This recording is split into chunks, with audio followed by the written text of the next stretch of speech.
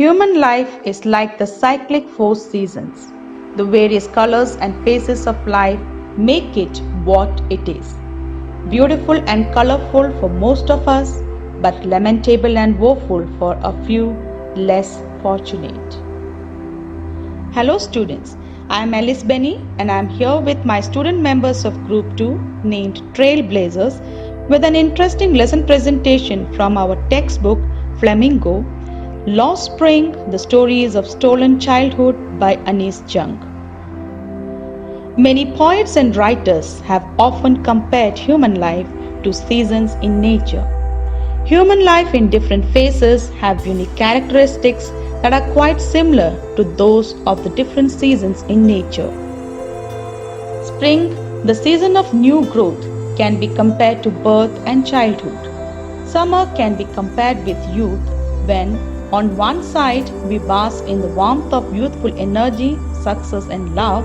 On the other side, we toil, sweat and struggle to fulfill our dreams and to make our future secure and safe. Middle age can be compared to autumn. It's this time when the seeds and fruits of our hard work and service that we have been developing all our youthful summer finally ripen and reach their harvest. In nature, everything is born, grows, lives out its life and then declines and dies. The cold winter slows down the enthusiasm of spring, vitality of summer and maturity of autumn. So does the old age. With the commence of the winter age, our health and vigor begin to decline.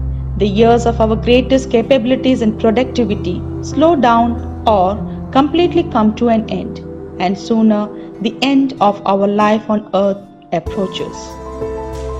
Of all seasons, spring is the most beautiful and pleasant. Spring is also the symbol of joy, beauty, hope, optimism and happiness. Similarly, childhood is the most joyful stage of human life. It's the time when one is free of all worries, burdens, tensions and responsibilities.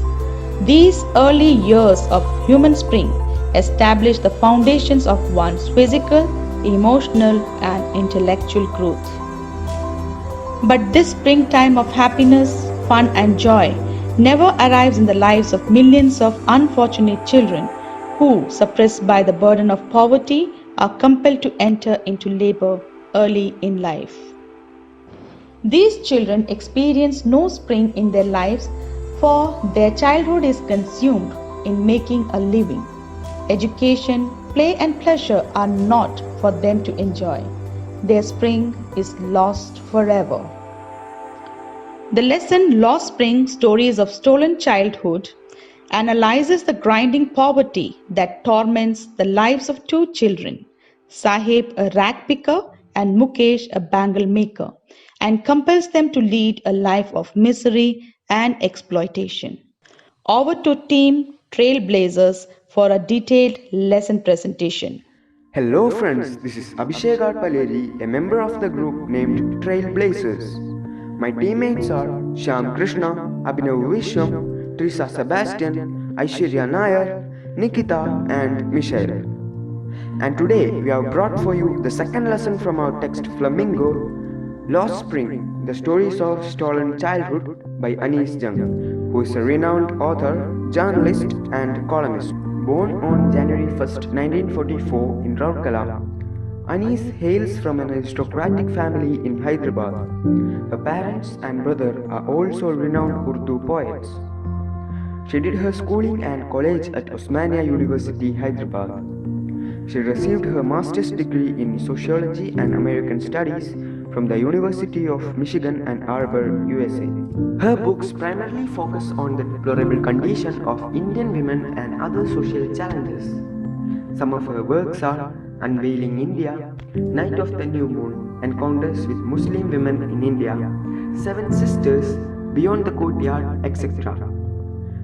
The lesson Lost Spring, Stories of Stolen Childhood, published in 2005, is the collection of true stories of children from deprived backgrounds. The book talks about the national shame of children being forced to live a life of poverty and exploitation. In this lesson, we will learn about such two children, namely Sahib and Mukesh, who have been compelled into labor due to the socio-economic conditions that prevail in our society. Over to Abhinav for next segment of this lesson. Hello friends, I'm Abhinav. I'm here with a few difficult words and their meanings. Scrounging, searching for something. Glibly, thoughtlessly. Embarrassed, ashamed or feeling awkward. Perpetual, never ending or everlasting. Transit, in this context it means passing across a place. Mirage, an illusion. Remedial, very ancient. Sanctity, sacredness. Apathy, indifferent. Howl, dragged. Stigma, mark of disgrace. Hurtling, clattering or to move at a high speed. Now over to Sham for the next segment of this video. Hello friends, I am Shyam Krishna and I am going to present for you the summary of first part of the lesson Lost Spring. Through this lesson, N.C.E.R.T has made an attempt to draw the attention of the readers and people in power toward the grinding poverty and traditions which condemned poor children to a life of exploitation. The two stories taken from N.C.E.R.T's book titled Lost Spring, Stories of Stolen Childhood depict the plight of poor children compelled into labor early in life and denied of the opportunity of going to school. The first part of the lesson, titled Sometimes I Find a Rupee in the Garbage, talks about the righteous impressions about the lives of unfortunate rag pickers who have illegally migrated from Dhaka and find a settlement in Simapuri and then the desolated part of metropolitan Delhi. N.C.E.R.T comes across Sahib every morning in her colony, scrounging excitedly for gold in the garbage heaps of her neighborhood. He had come along with his family to India from Dhaka when he was very young, and he doesn't remember anything about his native country. His mother has told him that they left their country as their homes and fields were swept away in storms. He doesn't go to school as there is no school in his neighborhood, but he promises to attend the school that Anis would start shortly, unaware of the fact that she had made the statement that was never meant to be kept. His real name is Sahib-e-Alam, which means Lord of the Universe. Ironically, here the Lord of the Universe roams in the street carrying a plastic bag with an army of barefoot boys who appear like the morning birds and disappear at noon. These rag pickers, around 10,000 in number, live in Simapuri, a place on the periphery of Delhi. Those who live here are squatters who came from Bangladesh in 1971. They live here in the most deplorable condition in the structures of mud with roofs of tin and tarpaulin. The settlement is devoid of sewage, drainage or running water. They have lived here for more than 30 years without any identity or permits, but with ration cards that enable them to vote and to buy grain. For these people, food is more important than any identity. Survival for them means rag picking. Garbage, the means of livelihood, is no less than gold to them. Children become their partners in survival, but for them, garbage is wrapped in wonder. Sometimes they get a few silver coins, a pair of discarded shoes, and many other things that bring smile on their faces. One morning, Anis finds Sahib watching the game of tennis standing by the fenced gate of club. He had worn a pair of tennis shoes which were discarded by some rich boy as one of them had a small hole. But for Sahib, even shoes with a hole is a dream come true. Nowadays he looks more solemn and serious. He now works in a tea stall and gets 800 rupees per month with all his meals free. He is carrying a steel canister which seems much heavier than the plastic bag that he used to carry over his shoulder. His heavy bag was lighter than his master's light canister.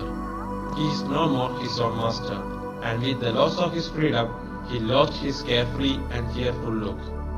Now over to Aishwarya for next part of the lesson. Hello friends, I am Aishwarya and I am going to deal with the second part of the lesson Lost Spring titled I Want to Drive a Car. This part deals with the life of a young boy who is a bangle maker but dreams of becoming a motor mechanic. His dream looms like a mirage. Firozabad is the center of India's glass-blowing industry where families have spent generations making bangles for women in India. Mukesh's family is one among them. Around 20,000 children work here in dingy cells without air and light for long hours, and most of them lose their eyesight before becoming adults. No one knows that it is illegal for children like Mukesh to work in the glass furnaces with high temperatures. Hence, they are exploited by their rich owners. They live in a very pathetic and miserable conditions. Their houses are hovels with crumbling walls, wobbly doors, no windows, and are crowded. The lanes are stinking, choked with garbage. Anis meets Mukesh's family, which comprises of his brother, sister-in-law, grandmother, and his father, who was a tailor before taking up the work of bangle making.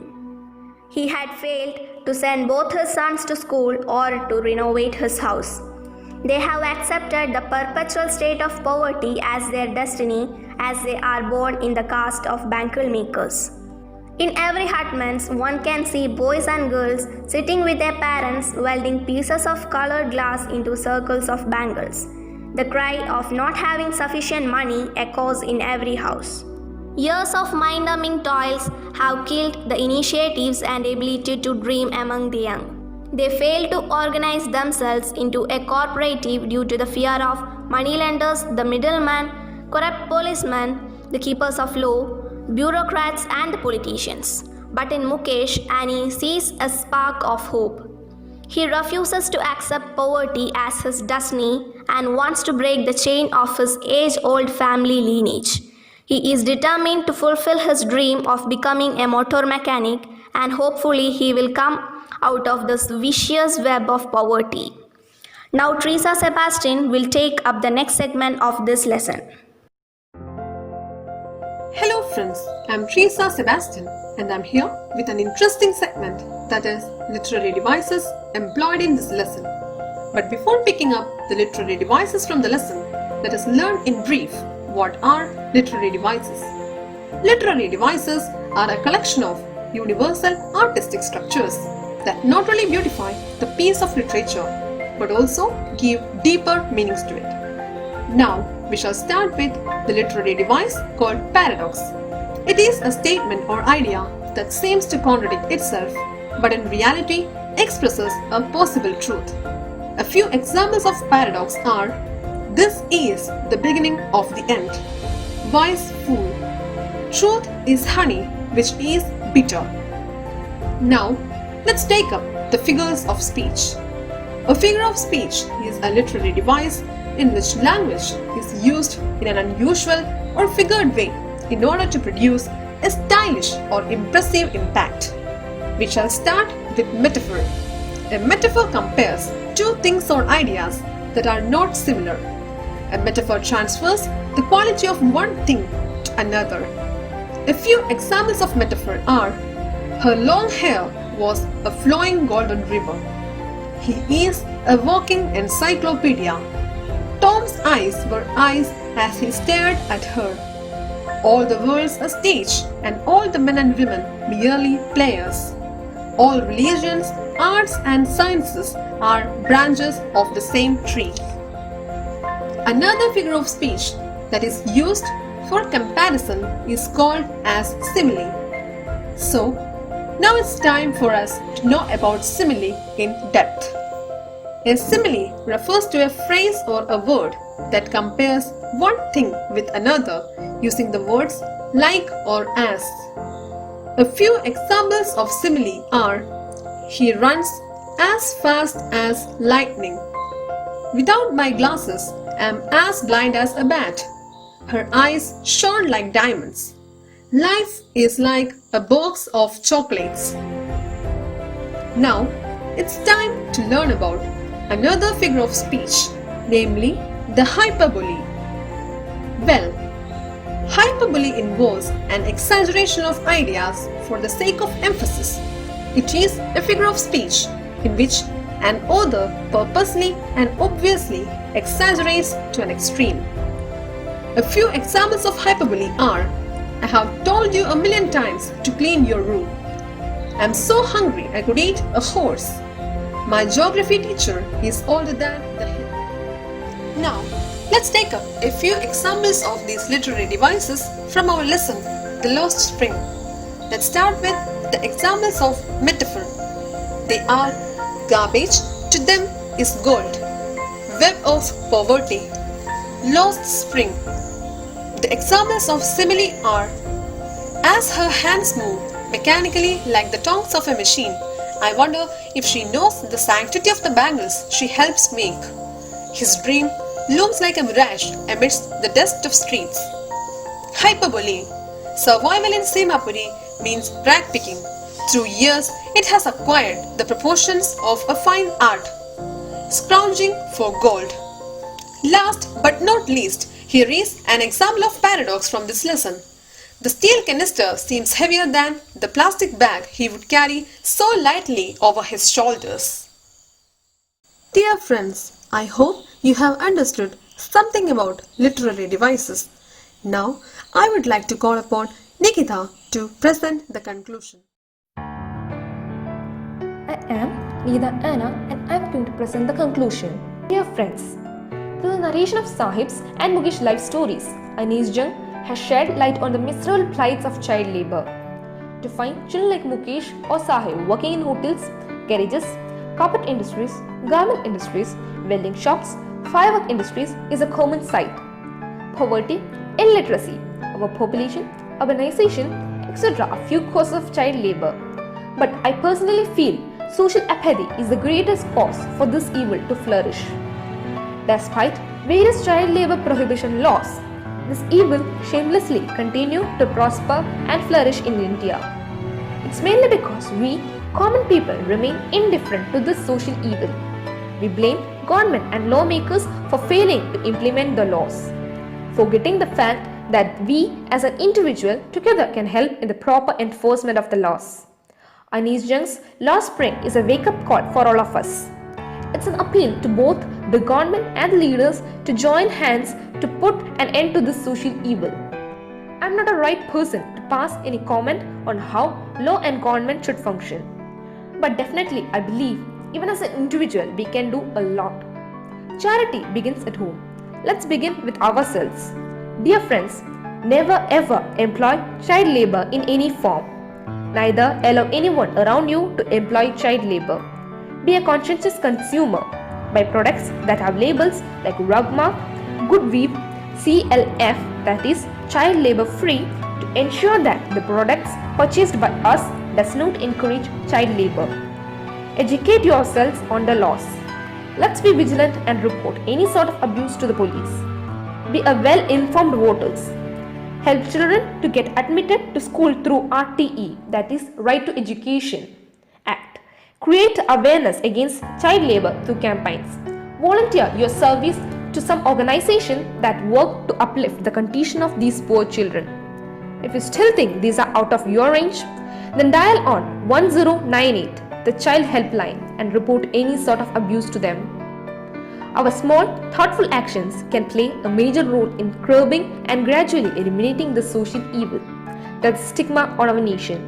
Friends, it's time that we realize our responsibilities and do what is in our capacity to restore some joy and beauty of spring into the lives of children like Sahib and Mukesh. The only place where the children must be allowed to work is at school. Education is every child's birthright. Thank you.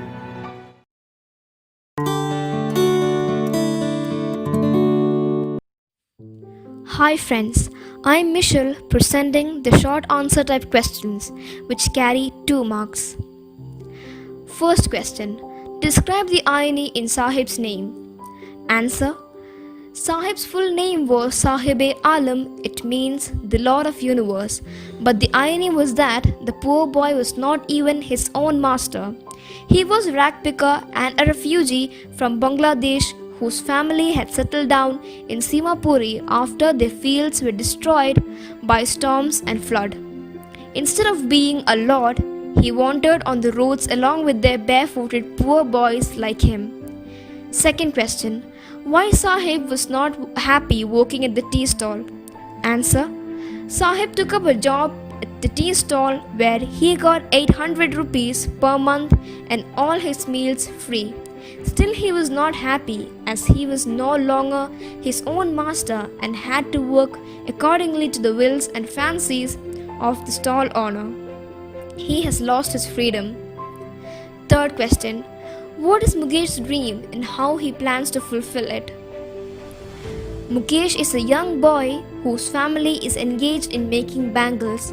Mukesh's dream is to become a motor mechanic. He plans to become a motor mechanic by receiving training from a garage, and he will definitely fulfill his dream as he has a strong determination and he wants to improve his living condition.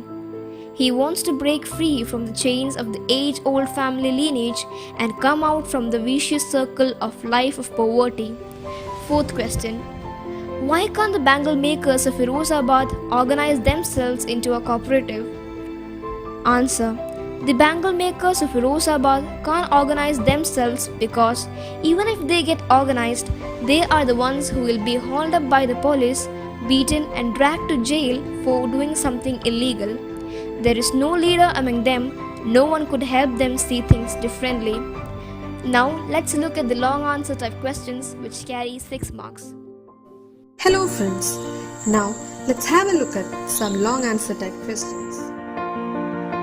Question number 1. Describe the condition of rag pickers in Simapuri. Answer: in Simapuri, a place on the periphery of Delhi, live around 10,000 rag pickers in utter poverty and pathetic condition. They live in structures of mud with roofs of tin and tarpaulin, devoid of sewage, drainage or running water. They are squatters who came from Bangladesh back in 1971. They live there without any identity, without permits but with ration cards that get their names on voters list and enable them to buy grain. The survival in Simapuri means rag picking, and children grow up in them, becoming partners in survival. Garbage is gold to them, their means to earn bread. These rag pickers seem contented and prefer living in India, where they get at least something to eat, than going back to their own country that gives them no grain. Question number 2. What forces conspire to keep the workers in bangle industry of Firozabad in poverty? Answer: Firozabad is famous for its bangles. It's India's glass blow industry where many families have spent generations around furnaces making bangles. These bangle makers lead a life of poverty and misery. They don't have enough money to do anything except carry on the business of making bangles. The young men follow their family business of bangle making. Illiteracy and years of mind-numbing toil have killed their initiative. They don't have any leader to organize them into cooperative. If they try, they are hauled up by the police, beaten and dragged to jail for doing something illegal. They are burdened by the stigma of caste and caught in the vicious circle of sahukas, the middlemen, policemen, bureaucrats and politicians. Thank you and stay healthy.